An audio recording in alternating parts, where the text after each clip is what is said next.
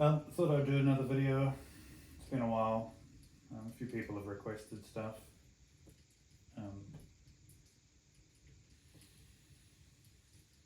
It is Friday the 26th of July, and I just realised that probably only going to have access to my boards for another 10 days or so.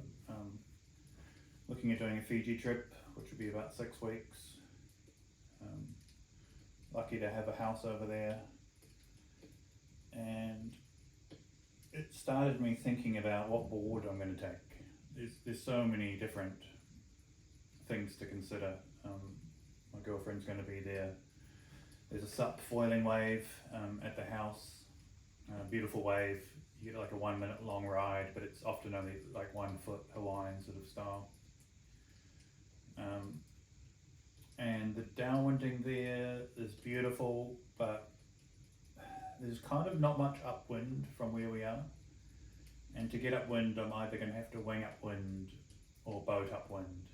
And we've only got long boats at the house, sort of open style boats, and it's not that comfortable, and it's probably not that safe for whoever's piloting the boat out there. So deflate could be my main option, I think. And then I guess I have to look at what I'm going to be doing, and in that sense what gear I'll take. So I've already got some wings over there. Got my 4.3 PPC blend. Got the 5.3 blend and the 2.8 surge. Maybe we'll take another wing over. My girlfriend's favourite wing is the 3.8 surge. I've got my wing board over there. I've got the 73 litre Saw Pro, which is good all round. You can wing it. It's good for towing. Well, mainly those two disciplines. You know, it's not a towing board, but it's a reasonably small board and good enough for me. So then I will probably take another 2 boards over. This here is my 7.6 axis downwind board. This has been my main board for most of my riding to date. I've taken this one literally around the world. It's been through Europe, Italy, Greece, came through Thailand on the way back, and it survived really well. So it's been a good travel board. 110 litres, 21 wide, 7.6 long. I'll probably take this as my SUP surfing board, knowing that Axis claims that it's lightweight construction and like to be careful with it, treat with care, but actually this is one of my strongest boards. So I think I'll take this, and this will cover SUP foiling, maybe winging for me if my girlfriend wants to use the 73 litre wing board. The only thing is, it's probably not good for bigger, fatter bumps, where if I want to use a smaller foil. So then I start thinking, and for deflating. Deflating, I kind of want a few more litres. Currently I'm 81 kilos. Wing on the back in a bag, might be pushing 85 kilos if the wing gets wet, something like that. At least I won't have a wetsuit. So 110 litres would work, but it's just not enough margin for me, and I've been burned on lower litre boards before for the deflates. So as far as deflates go, I definitely size up my board. Where was I before I get lost in my thinking? So yeah, I think I'll take the 7.6 flat bottom, 21 wide, width held throughout. Bloody good board, and it has seen a lot of action. Solar airs on this point, survived many airports, boat rides. So that's kind of guaranteed to go. And then I've got so many boards at the moment. It's going to be a toss-up between our North Horizon, what you got here. This is the 710. I've also got the 8.4. And if I'm doing deflates and I'm taking a board for downwinding, I really think I'll take the biggest version. So I'll probably take the 8.4, which is 19.5 wide, 125 litres, and just a completely different style of board to the Axis.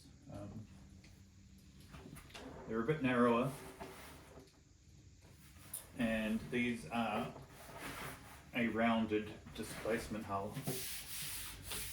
So I don't know if these angles are going to be right so you guys can see, but it's a bit shallow through here, but it is a rounded hull, and you definitely feel that when you're out standing in the ocean. So I've been riding the North for a while now. Fantastic boards, really good construction. Like, these feel bomb-proof.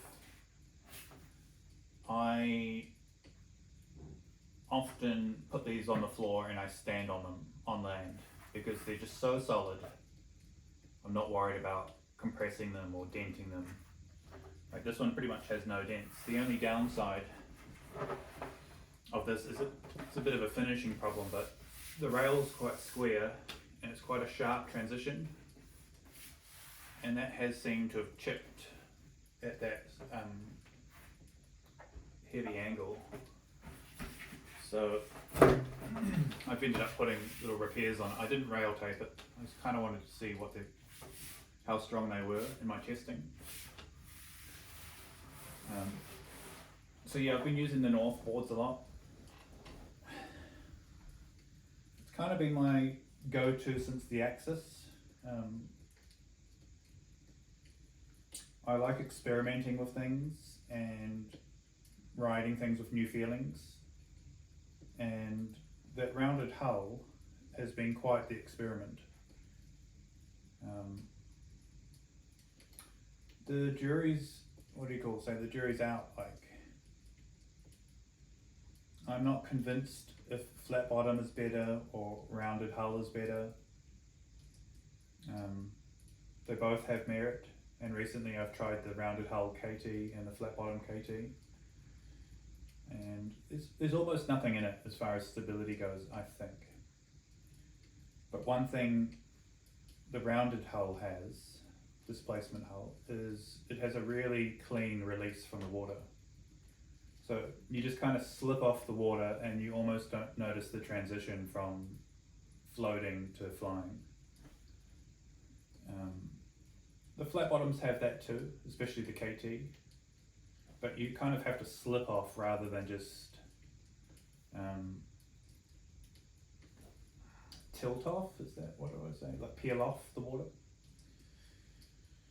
Oh yeah, back to where I was going is I think the North Horizon would be a really good travel board because it does have such solid construction. If somebody drops it and you've got some cardboard around it, I don't think much is going to happen to it, in a similar way that I feel about the Axis. So yeah, I think I'll end up taking the 8.4 Horizon with me as my deflate and downwind board. And even if I wasn't deflating in bigger conditions and just average conditions now, I'm leaning towards these bigger boards.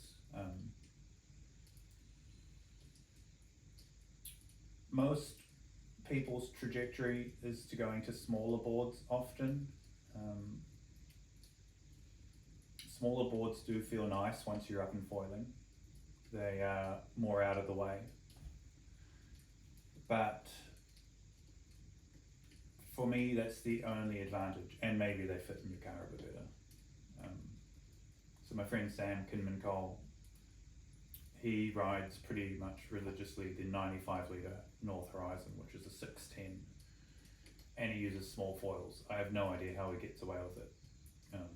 He's just got great technique, and he's super athletic, so he makes that work.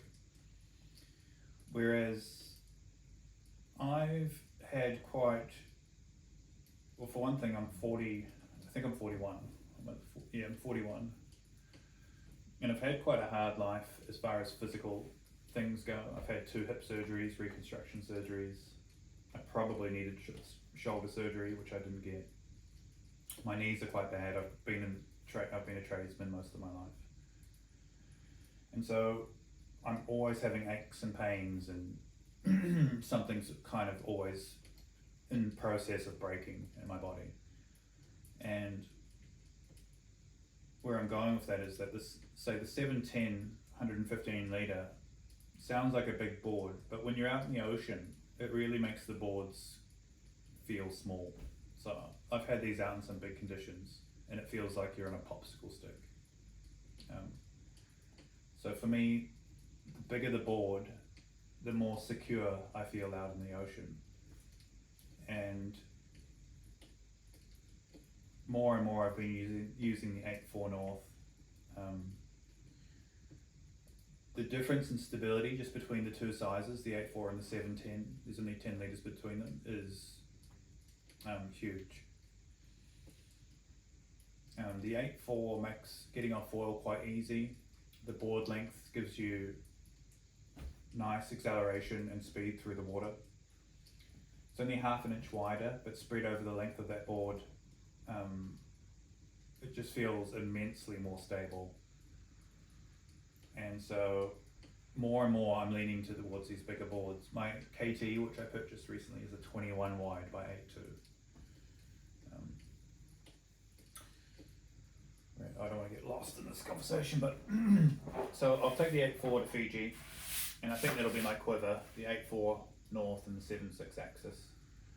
We'll see if that is what eventuates, but that's my thinking for now, and that's my reasoning behind it. So a bigger board is just going to cover all bases. There's no real downside to it. Traveling with it is a bit of a pain actually, but as far as usage, the bigger board covers everything. Everything will work. The downside being when you're up and foiling, you might want a slightly smaller board, but the sacrifices of the smaller board, the attributes, are outweighed by the bigger board. What else?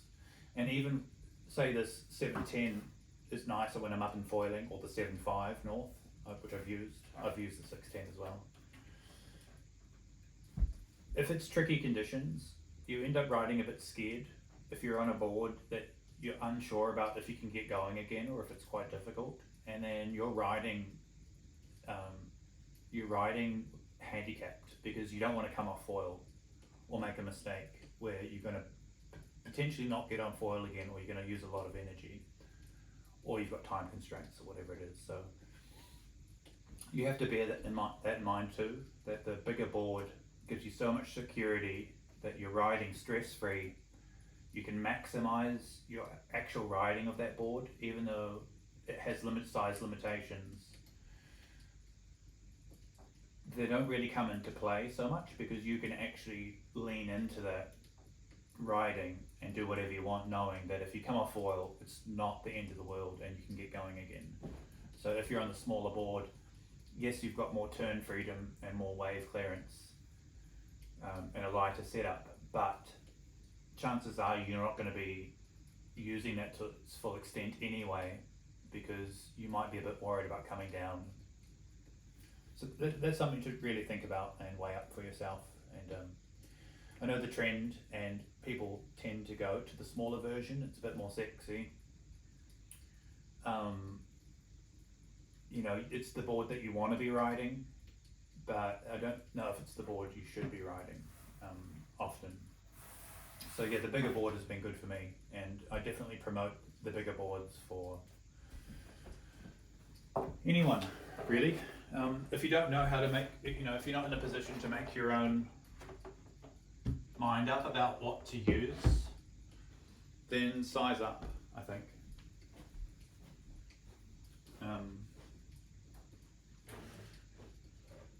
There's beginners going on to, well, let me start with this board. So here's the KT. I've got this on demo from a shop. They lent it to me. Dylan was using it, and he left it here for me to use. So I've had it for about a week. I've taken it out 6 to 10 times. This is the KT Surf, Dragonfly Surf, 710 in length, 110 litres, 21 wide. And this is a beautiful board. It looks really cool. The colours are pretty radical. It pops in the filming, I think, and I feel like in a rescue situation you're going to get seen with this board. You can flip it upside down. The yellow is pretty cool for that. But this is a flat bottom. So the other two KTs in the range are round displacements, and this one's flat with double concave. Double concave to flat to slightly round in the nose, and then you've got this big flat area where the mask goes, and then a V in the back. I think that goes to sort of just two planes. Very slippery on the water. This has been excellent playing around with this actually. I winged it and it didn't even feel too bad for winging. Like it felt small enough that I could still have fun, but big enough I could get smaller foils going with my 2.8 litre surge, 2.8 metre surge.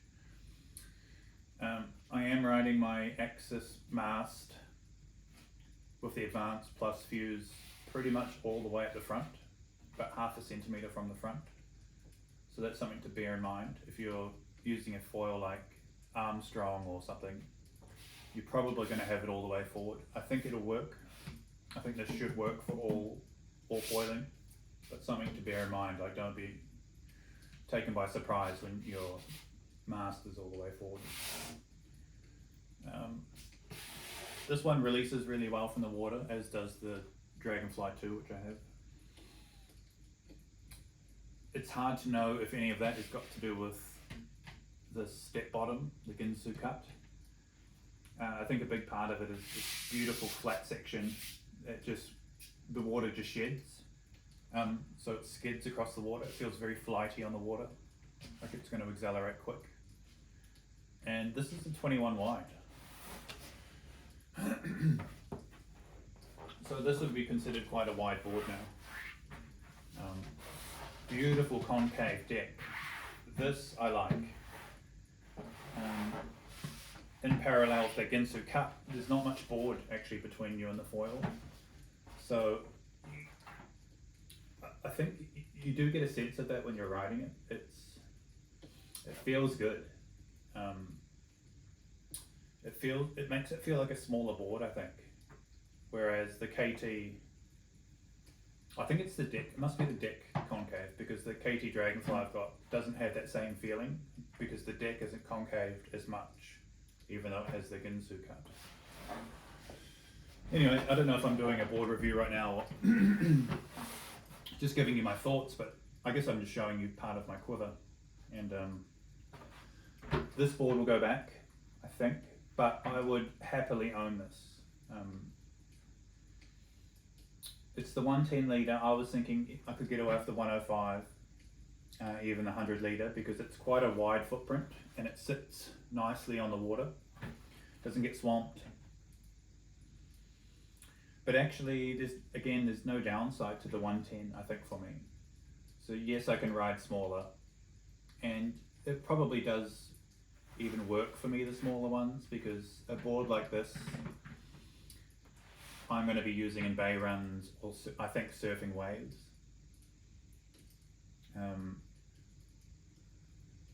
So I can get away with a small. I can basically get away with any board I want in bay runs with a big foil, as long as I'm above the water and not sinking. So but that even with that being the case, I think the extra board isn't a hindrance and it makes life easy. And that's kind of what I want, like downwinding and whatnot, even foiling is kind of stressful enough as it is without adding stress and difficulty through your gear choices. So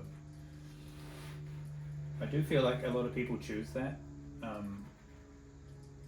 It's kind of instinctually, people pick gear that is just a little bit hard to use. And I don't really go down that path myself. I like to err on easy to use. But I notice, even my friend Matt, who I suggested, he's riding the 8.6 Axis by 19. And I said,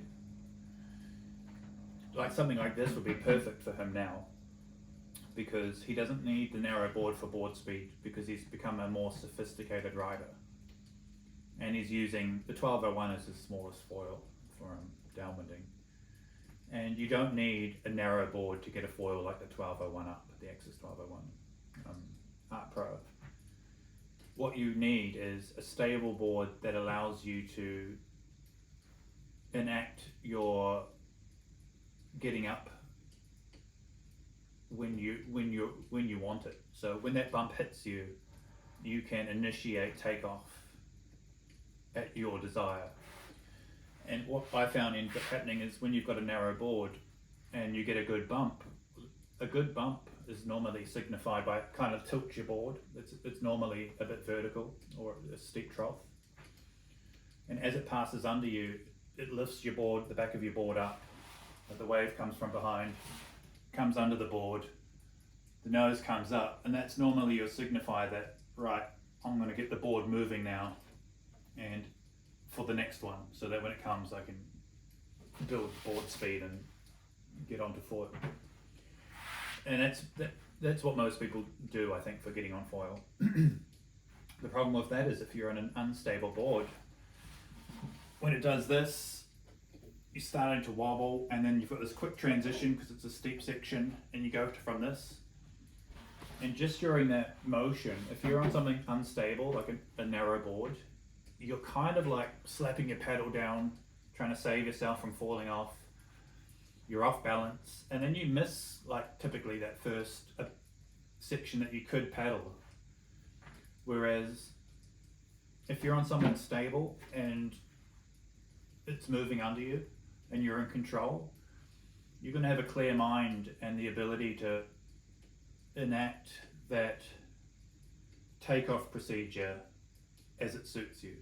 Whereas the narrow board, it's kind of like you start doing it when you can. And you kind of have to get lucky that you're not off balance when you really should be starting to try and take off. So, sorry, probably a bit long-winded, but having a stable board where you're comfortable, once your sophistication level rises on how to take off in bumps, having something stable that's ready when you're ready is priceless. So back to the point, I said to Matt, he'd be perfect on something like this, and they do a 130 litre and a 145 litre. And he's currently on a 130 litre, and I said to him, look, you might have, the 145 litre will be perfect for you at 21 3/4 wide. And his first response was, oh yeah, but I could use the 130. The 130 interests me more.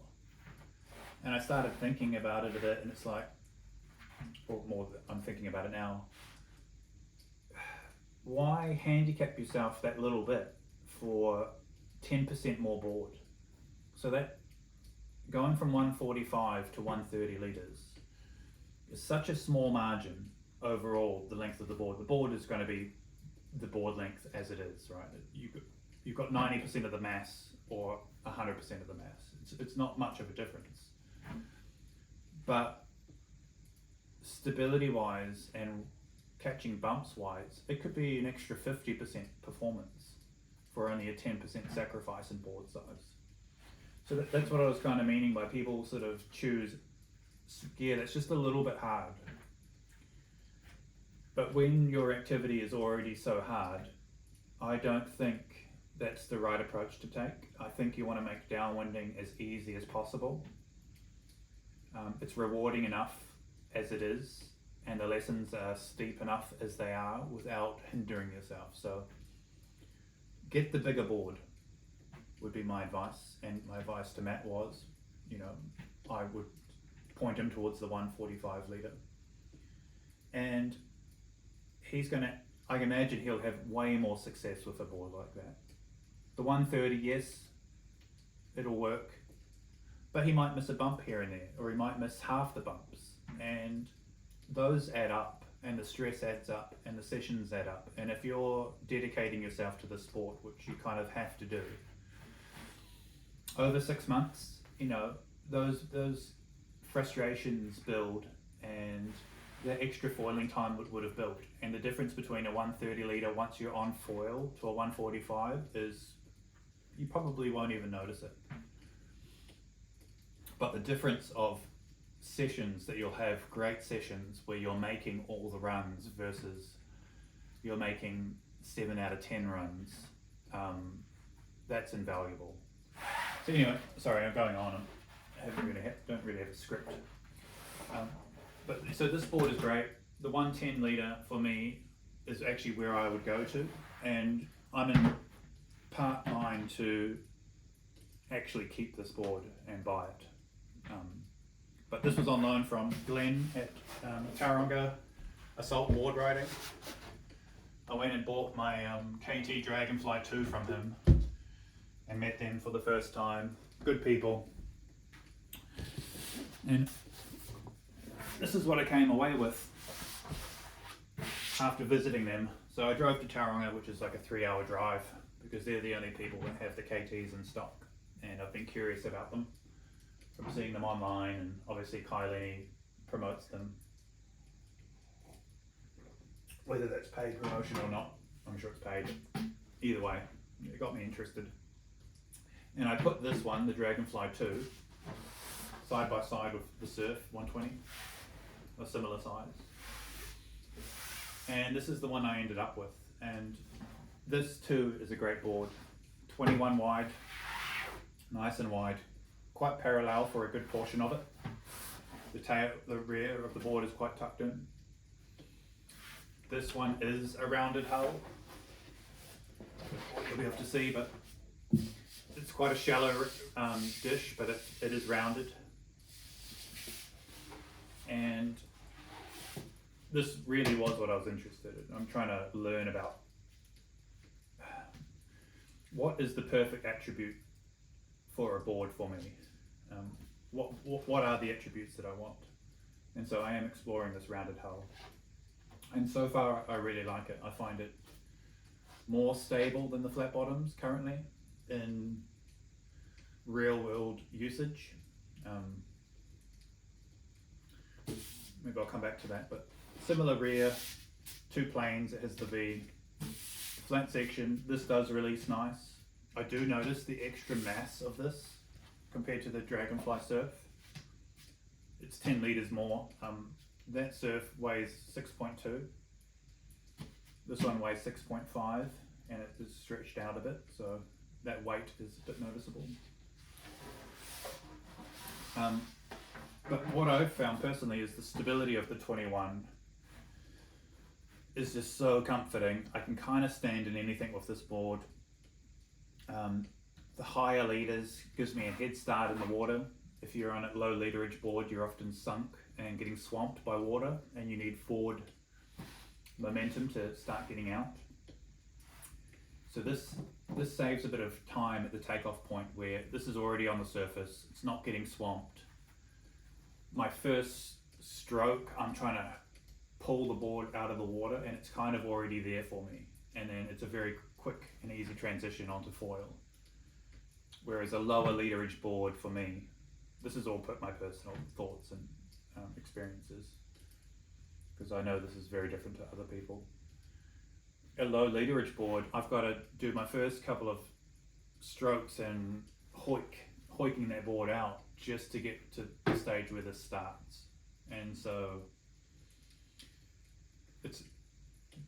I consider that a detriment to the setup, having a low leader board. Yes, it's nice once you're up, but then it has that, as I said before, that fear of coming down and having a difficult take off again. And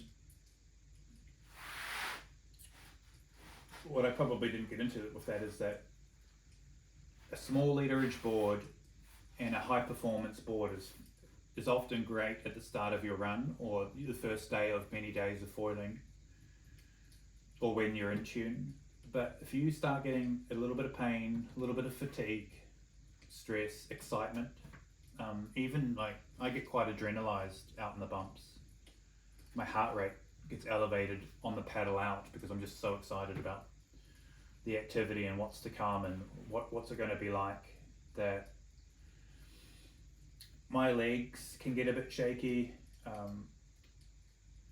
My whole perception gets a little bit warped out there. It's already quite an intense environment with wind, waves, white water, you've got salt in your face, heart rate's pumping, the excitement of the activity. If you're riding with other people, which a lot of people do, you've got the stress of like trying to take off at the same time so you can ride together or get to the end together for the car shuffle. It's a lot. There's a lot going on, and if you are requiring yourself to have peak performance to get your gear working, that's a pretty small window. And what I'm finding is having the comfort of a bigger board, even in those initial stages, removes a lot of that stress, because I'm on a board that's kind of, I know is going to work, and I often pick the foil that I know is going to work. And since going to these more stable boards, I've been having much better runs, and I don't even think about the extra mass really once I'm up and foiling. But what I am thinking about is that this is awesome and I'm going to do like many more runs. And if I was on a smaller leaderage board, more difficult, high performance, I may have a great run and it might be all time, but also I might struggle to get on foil and I might use uncalculable extra energy to finish the run, and I might exhaust myself in that first run and maybe get another run in, which will be even harder. Or if I had an easy system, I might dream run in on that first run, have almost no fatigue, get a nice second run, third run, fourth run, run out of light. Versus, this is difficult, this is shit, why am I having such a bad day, is it me, is it my gear? And at that point it's kind of everything. And those add up, you know, you have a couple of bad runs in a row, your psych level goes down, you start getting a little bit mad. I start getting a little bit mad at it. I start trying harder, which means I get stiffer, which means my paddle strokes get worse, they get shallower, more backward, and everything compounds. So there's lots of little choices to make for downwinding, and there's almost like well, I was going to say there's no secret sauce, but I think the secret sauce is having the right gear, and gear that makes it as easy as possible, that allows you to perform to your maximum. And it's actually a great feeling when you can push your gear to its max, versus being on something that has more performance in it than you have, and you get a bit lost. So if you've got a foil that can turn more than you can turn, to me it feels twitchy, and if I'm not leaning up against the parameters of that foil, like the turn ability, so if I've got a foil that doesn't turn as hard as I want to turn, well, I turn it as hard as that foil can turn, and I lean into that and I start trying to push that past its own boundaries, and that's actually a really nice feeling of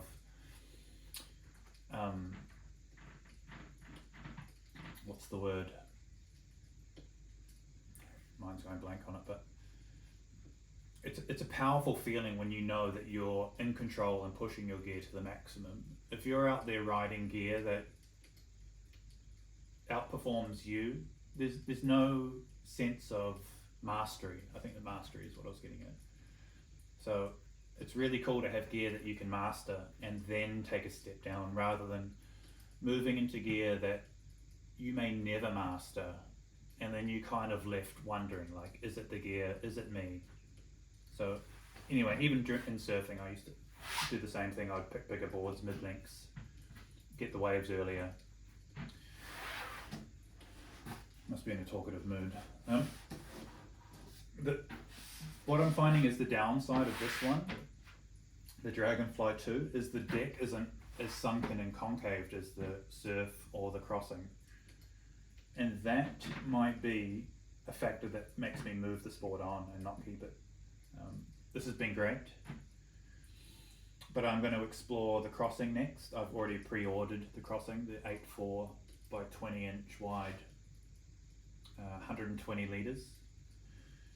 So I'm going to see how that one rides, and then I'll probably pick one to keep out of these two before considering the surf. But yeah, that's the KTs. Light, stiff, they feel great riding them. They feel, it feels like there's a lot of performance. There's no sag in the board movement. They feel very taut, and that connection to your foil with the taut board makes you feel like you're in tune with your foil, and very much, it just feels great. The potential downside of this board, well, there's two that I found. The main one is the tracks, and I don't know if this is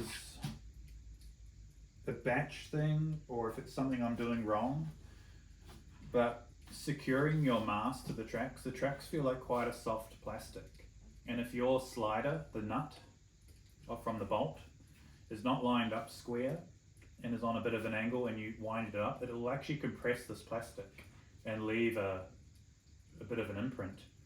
And so some of these, as I drag the slider along, I can feel it going tick tick tick to the misshapen track. That's my experience. It's something that I'm not concerned about it, but I wish it wasn't so.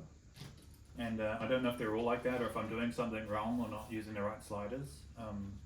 But that's just something I've been thinking about. And the other thing is, the construction feels very light.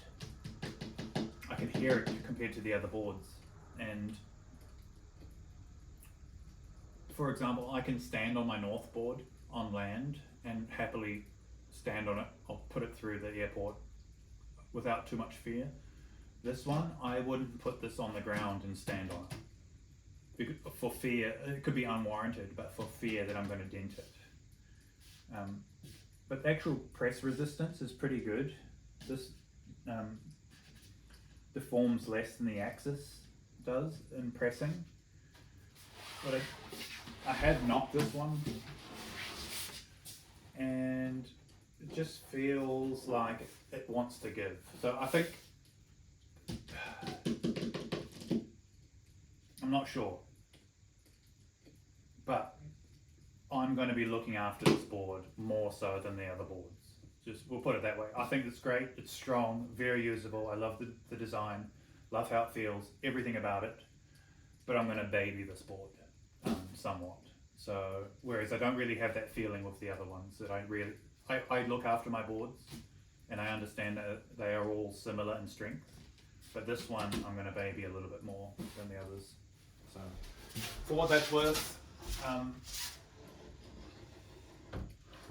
I've got a lot of Axis boards in my quiver at the moment, but they're prototypes and they're not really worth showing. I can show you and people will be like, oh, when's that getting released? But they're not.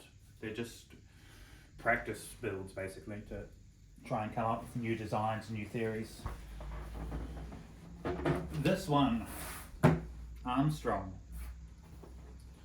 9.6 by 17 and a quarter, 118 litres. I purchased this one without seeing it in person. Excuse me. I've only used this one in flat water so far. In flat water it feels great. It actually feels quite stable for the dimensions.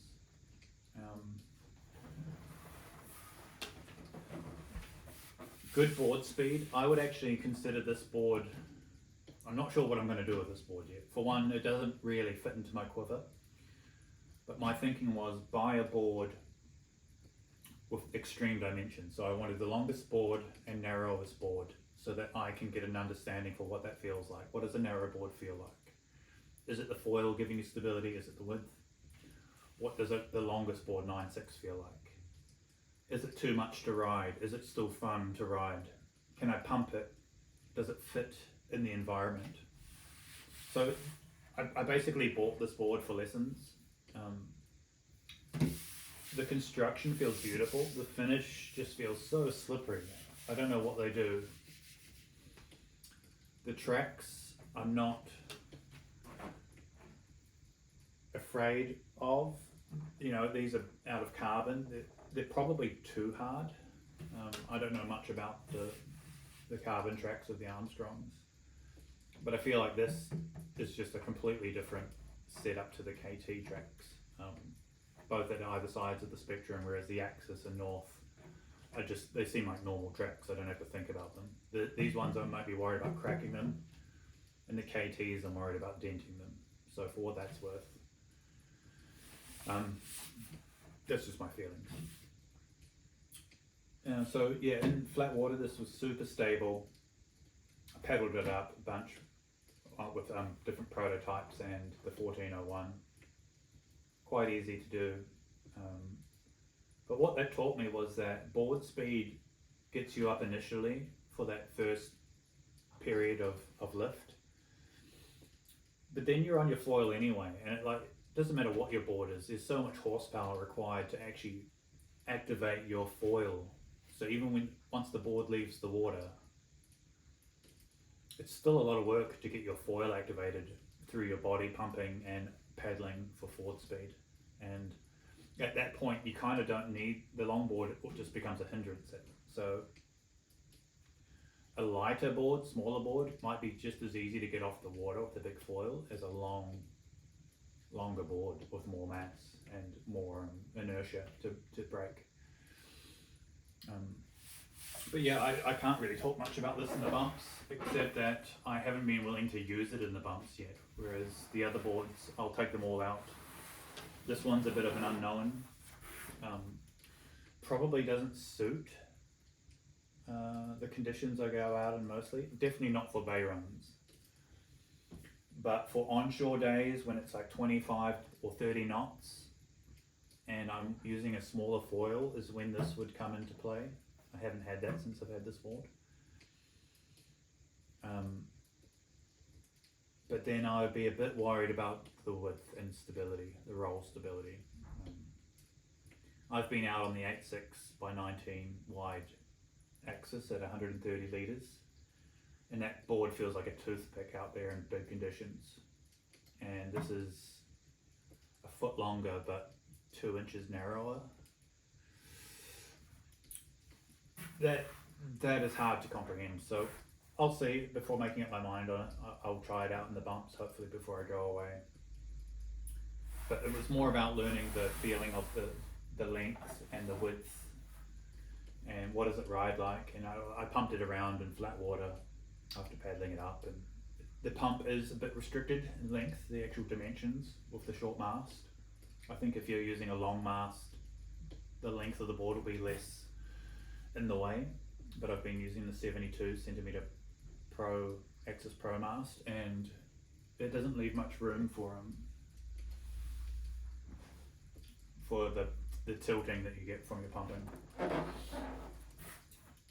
One interesting aspect I had thinking about this board is that this could actually be quite a fun touring board for like my local area. We're in a peninsula, and I'm even considering like putting on the 1201 or the 1075 code or the 1401 and just going exploring my local area, because you've got 9.6 length, narrow board, it is quick to paddle, and I can just go explore somewhere. So now, like on a flat day when there's no wind, I might actually consider just putting this out in the water, jumping on it and going for a paddle around to some beaches or rocks that I haven't seen. up close, and just go look for some novelty waves. Like, to me, I'm like, oh, it's a whole other aspect I hadn't thought about, is long board, narrow board. I can go touring. If it gets windy, great for me, being a downwinder. But also finding like some rolling swell somewhere and having the equipment to go and play on that while I'm out touring. Yeah, that's a whole other avenue that I might explore, and that might stop this from getting sold. Otherwise, I'll probably learn what I can from it and then move it on. I thought that Armstrongs would be a bit lighter, but this is actually kind of the same percentage in weight as all the other boards. They all seem the same. The KTs are slightly lighter than the others, but otherwise they're all within Kui. This one, I've actually got the weights. This one's 7 kilos for the 9.6. The KT Surf 710 was 6.2 kilos. The KT Dragonfly that I purchased for me was 6.5 kilos. The 7.6 Axis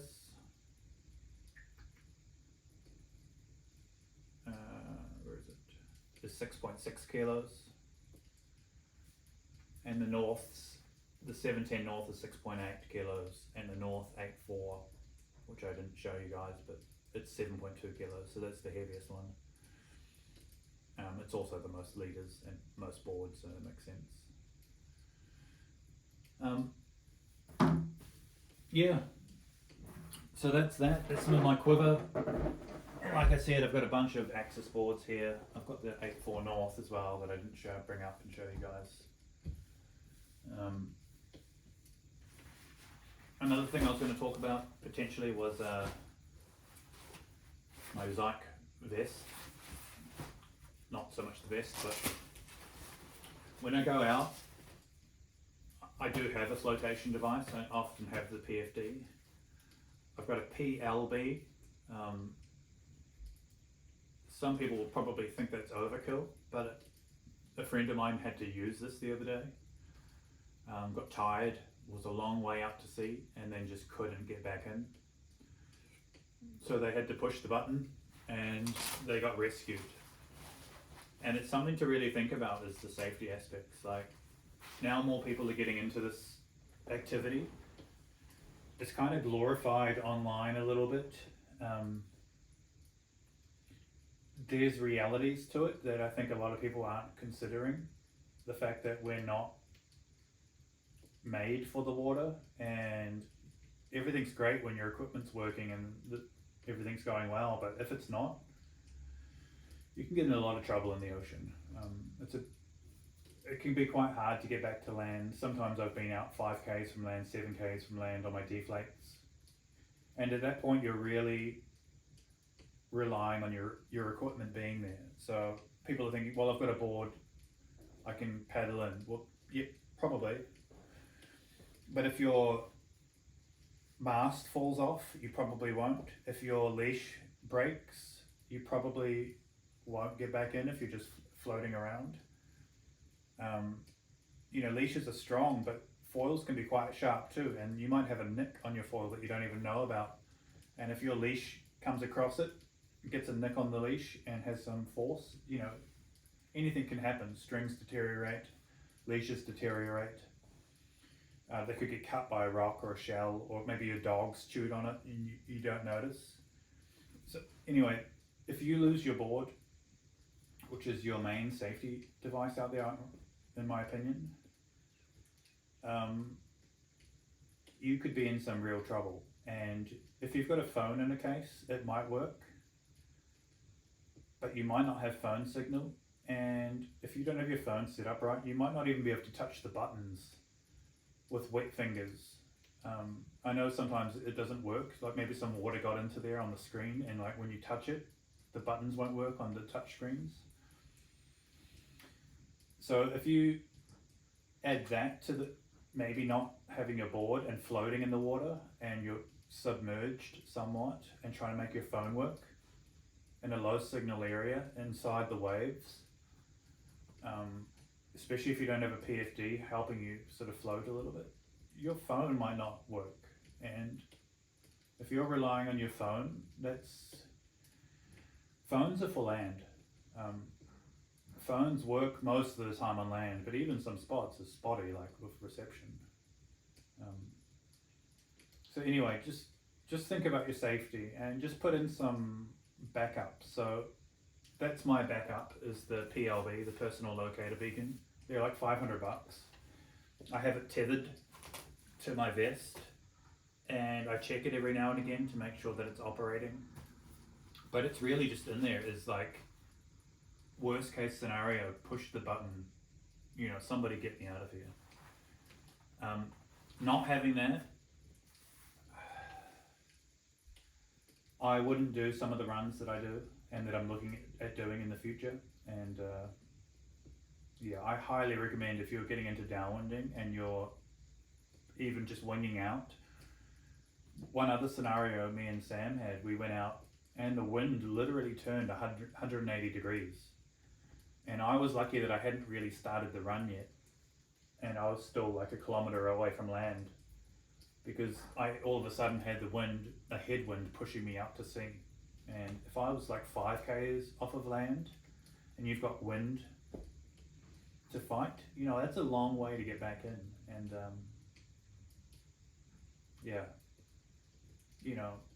able-bodied, you can probably get in, but if you hurt your shoulder or you get fatigue or there's something you don't know about, the condition. Anyway, think about your safety. Phone, first option.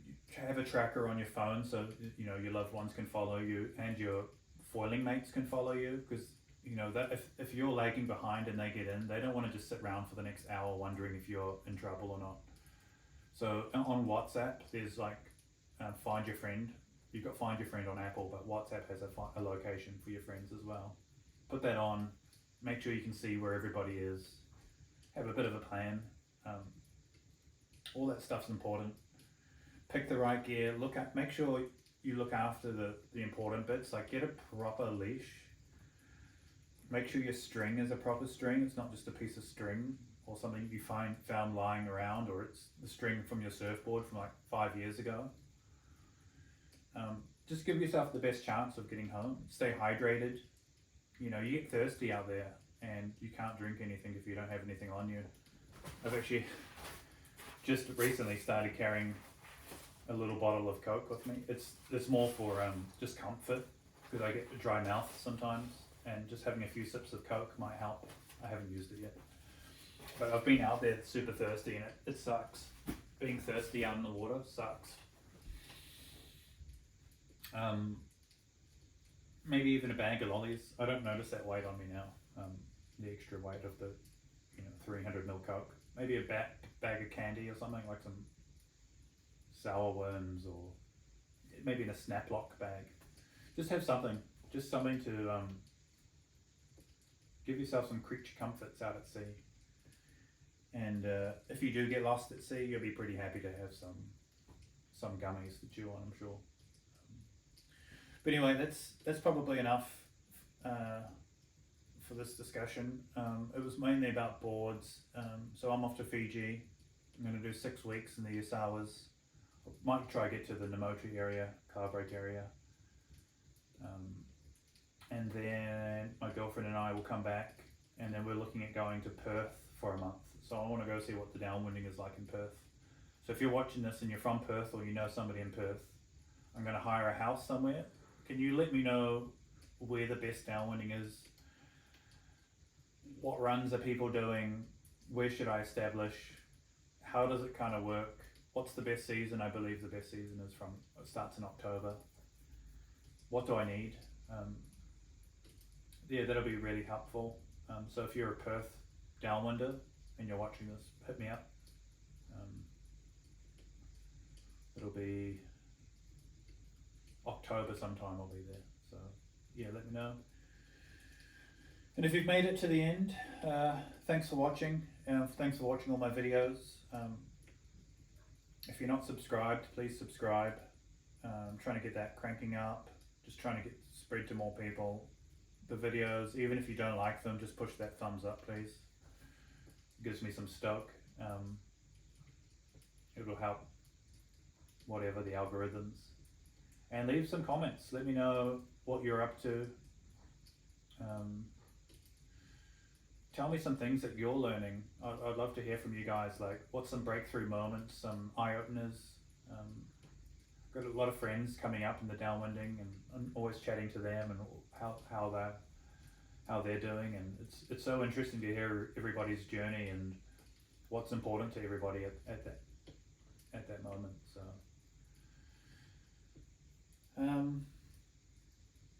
yeah, we'll wrap it up there. Thanks for watching again, and see you on the water, I think. Be good.